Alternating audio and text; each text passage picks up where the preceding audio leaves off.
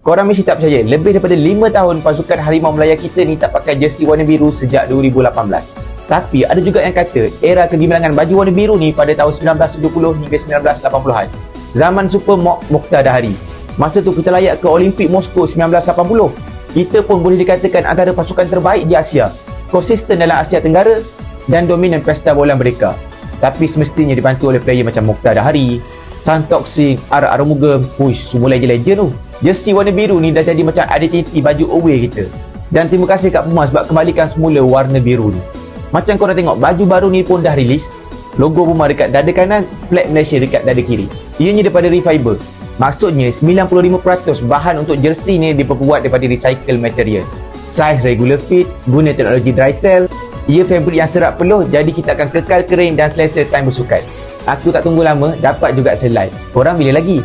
Ayo semangat, bangkit bersama. Kalau korang nak juga boleh cari dekat mana-mana Puma Store. Setiap pembelian korang akan dapat satu muffler Harimau Melaya yang limited edition. Lagi stok masih ada. Cuba rate sikit dekat komen berapa plus 10 untuk jersey Harimau Melaya yang baru ni. Apa pun, sukan untuk semua.